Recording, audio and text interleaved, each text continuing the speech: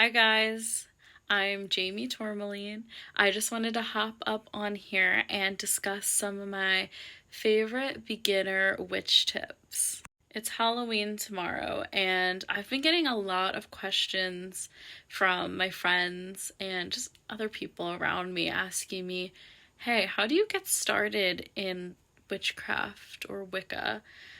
And I literally sat down with my friend yesterday and went through a bunch of tips that I use to get started. And I figured maybe other people want to know this information as well. I've been practicing for a long time, probably about like eight, 9 years by now. So I've learned a lot of information and I'm ready to pass it on. So here are my tips to begin your witchcraft journey or Wicca journey, whatever you want to call it. It goes without saying that anybody can be a witch. You don't need to be a woman to be a witch. I have heard a lot of discourse in the witch community about needing a womb to be a witch, and that's just so not true. There are male witches, there are trans witches, there are witches of every sort of demographic that you can think of. You do not need to be a woman or a person with a womb to be a witch. This power is inside all of us, and it just lies dormant until you decide that you want to tap into the energy. If you are looking to be on any sort of spiritual journey, you need to know that it is heavily introspective. That means you're going to be doing a deep dive into yourself and into your psyche. You're going to be learning more about yourself, and you're really going to be cultivating more confidence and self-awareness as well. You're going to be turning inward a lot more and focusing on what's going on internally, as well as cultivating more self-confidence, because belief is a really important aspect to witchcraft.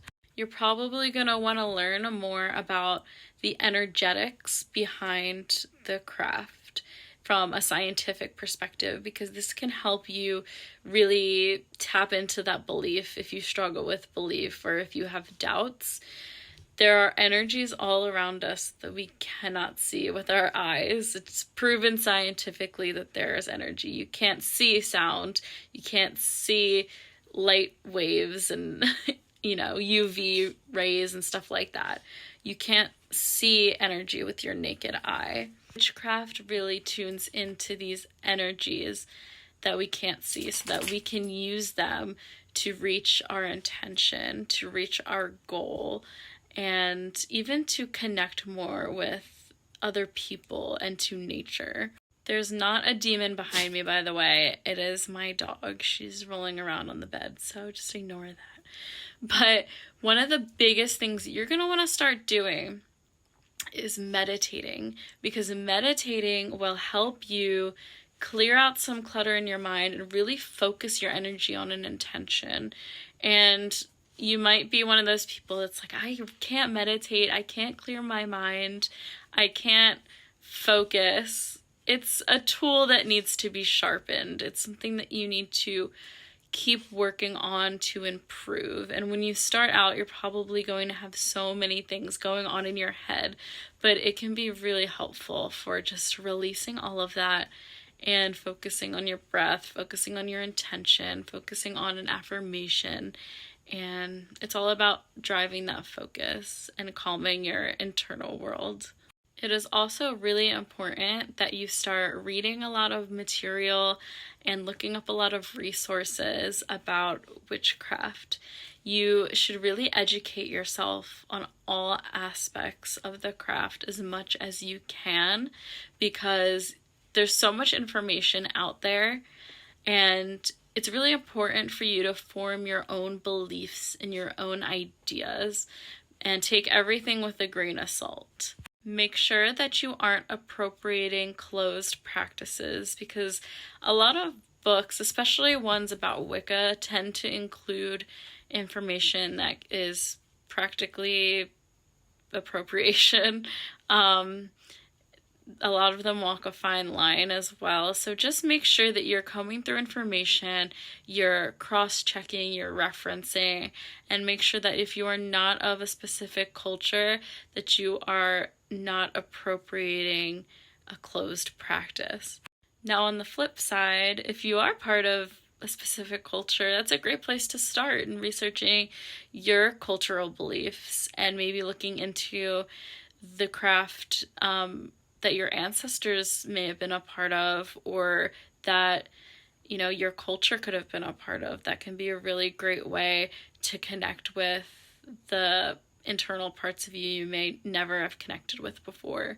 As you are reading and you're collecting information and you're learning new things, I would recommend that any beginner witch get their own journal specifically for witch related content, and a place where you can write down every correspondence and what the moon phases mean, what the sun cycles mean.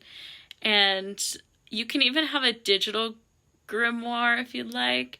I think that a written grimoire is a little more personal, but whatever works for you and whatever you're going to feel called to go back to when you need it. A journal can be called a grimoire or a book of shadows or some other third thing, whatever works for you. And while you are probably eager to start doing spell work, I would advise any beginner to maybe stay away from that until you're a little more familiar with energy and meditation and, you know, driving intention forward, and you've learned a little bit more resources. Now, if you really do want to start practicing with witchcraft and spell work, then I would recommend starting with protection spells, because it's really hard to fuck up a protection spell. However, I really do think that it's important for you to get your bearings before you practice spell work. The same thing goes with tarot. I would recommend staying away from tarot until you are fully ready to commit to that practice, and until you've learned a lot more about spirituality or witchcraft in general. You can start with oracle cards. I find that oracle cards are a lot nicer. They're a lot more direct, and they can be really helpful for introspection. But tarot cards are like another step further. And before you dedicate time memorizing all 72 of those cards, I think it's more important that we learn more about witchcraft and, you know, the elements and nature-based stuff first. One of the first things that you should learn is how to cleanse yourself. There's a couple different ways that you can cleanse yourself. The one that's probably the most favorited is smoke cleanse. I would recommend using either homegrown sage or any sort of like rosemary, cedar, let's see what else, mugwort, these kinds of herbs. Even lavender can be really great. As we know, white sage is a closed practice, but all these other smoke blends can really help to cleanse your body. You might want to say a little mantra like, I am cleansed and protected. My aura is cleansed and cleared, something like that. You can also cleanse yourself daily in the shower, and you can visualize the water washing away all the negative energy from the day and cleansing your aura. You can also say something along the lines of like, I'm, you know, water cleansing clear my aura, something like that. But it's really important that you cleanse yourself, because when you start diving into witchcraft, you notice a lot of energies you can feel them more. Like you're almost like opening yourself up to being more sensitive. So it's definitely something that you should start doing. Witchcraft is rooted in nature. It is very nature-based. So spend time out in nature, either going on nature walks, sitting in nature, getting your hands in the dirt, you know, swimming in a lake or the ocean or something like that. If it's cold out there, then maybe like spending a little time breathing in the cold air, playing in the snow, or something like that. But it is really important to connect yourself with nature and ground yourself in nature. If you can, maybe walk around barefoot in the grass or something like that. Something that can really connect you to the natural order of things and to, the rest of the natural world. Two of the most important aspects of witchcraft are the cycles of the sun and the cycles of the moon. So I'm going to go into both of those. So starting with the cycles of the sun. So there are 4 main points in the cycle of the sun, and those are the 2 solstices, summer and winter solstice, and the 2 equinoxes, the fall and spring equinoxes. And then between each of these, there is a midway point, and they all have their individual names, and I'm going to go into all of them right now. The cycles of the sun is called the Wheel of the Year, and right now is Halloween, which is also called Samhain, and this occurs on October 31st or November 1st, and it's very, very similar to our traditional Halloween. It's based in honoring the dead, doing divination if you were so called to, dressing in costumes, consuming fall foods like pumpkins, setting intentions. This is often called the Witch's New Year, so you might want to make your New Year's resolutions now. And it's really something that you can cultivate all through the winter. It is about releasing and letting go. And then we have the winter solstice on what's usually between December 19th and the 22nd. It's also called Yule or Yuletide. You can celebrate by burning the Yule log in the fireplace or in a bonfire. Also decorating a tree, which is actually a pagan practice, using snow magic, resting, hibernating, consuming root vegetables, all those cozy things. There's a lot of things you can do in the winter, but it's mainly a period of resting. Then on February 1st is Imbolc, which is the halfway point between winter and spring. It is all about rebirth. Things are starting to rustle underneath that layer of cold. You might want to consider spring cleaning at this time, bonfires once again, and it's all about cleansing and purification. This is the rebirth of the sun. After this is the spring equinox, also called Ostara, and this usually occurs between March 19th and the 22nd. Equinox always represent equality. It is, the same hours of light as there are dark, but the spring equinox is rooted in fertility. Think of it as a giant fertility festival. That's why eggs are so prevalent, and images of rabbits and birds. It's all about renewal and rebirth as well. After this, it's getting a little warmer. We have Beltane, which occurs on May 1st, and it is also called May Day. There's actually a lot of cultures that have practiced celebrating May Day. This is a huge fire festival, so burning candles or bonfires or lanterns are practiced, as well as dancing around the maypole.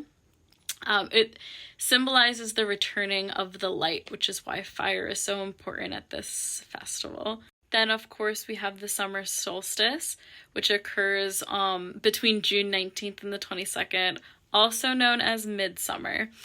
And we see midsummer depicted, people are usually wearing white. It's the longest day of the year, so we're honoring the sun. This is all about the sun at this festival. People can worship sun gods if they so choose. Bonfires yet again, flower crowns, honey is really important, strawberries, all of the summer fruits, fairies are also important at this time. August 1st is called Lugnasa, also known as Lammas, And this is like the first big harvest festival. It's the midway point between summer and fall. We're harvesting that first round of summer crops. And this is a time to really honor the earth for this bounty. Gardening is really important. It also represents prosperity, and eating food and baking is also really important and is practiced. Lastly, we have the fall equinox, which occurs between September 19th and 22nd. It's also known as Mabon. And once again, the equinox represents equality. It's the equal time of day and night. Second harvest. This is all about the second harvest. This is apples. This is representing abundance and cinnamon and prosperity, pies, you know, all of the fall foods. We're entering pumpkin spice season at this point. And that is the wheel of the year. Then it just cycles back, one big circle. So then we get into the moon cycles, which witches usually also celebrate. As you're probably already aware, the moon cycle happens monthly. So the sun cycle is yearly and the moon cycle is monthly. Now every month we get two huge lunar events. We have the new moon and the full moon, which occur 2 weeks apart from one another. The new moon is when you cannot see the moon in the sky. It is completely dark. This is a great time for cleansing and for setting intentions that you want to cultivate through the next monthly cycle. It's also great for manifesting and for new beginnings. The full moon is when the moon is fully illuminated in the sky. This is great for charging and cleansing, releasing. If there's anything that you want to let go of, this is a great time for that. It's also a great time for clarity, healing, and introspection, journaling, that kind of thing. The waning moon is really great for letting go, for releasing, for removing, breaking, and balancing. This is the waning moon. Then we have the waxing moon, which is the opposite. It's great for motivation, success, creativity, momentum, and attraction. So you can think of it like wax on, wane off. That helps me remember it. The moon usually also corresponds to astrological events. So if you're into astrology, the different moon signs can also be really important to your practice. I'm not going to go into them now because that's just a whole video by itself.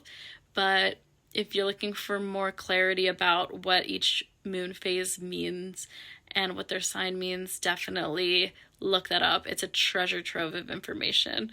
The last thing I'll say for beginner witch tips is to familiarize yourself with the 5 elements.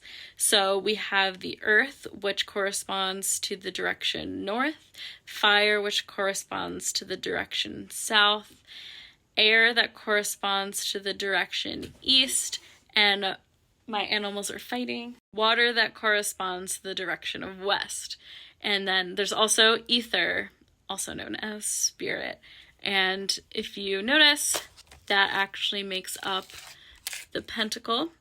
The 5 elements are what is represented in the pentacle. That's why the witches love the pentacle, because it represents the 5 elements. I might have to make a part 2, but for now, this is what I have. So if you enjoyed this video, please like it, please comment, please subscribe, and I'll see you next time. Bye!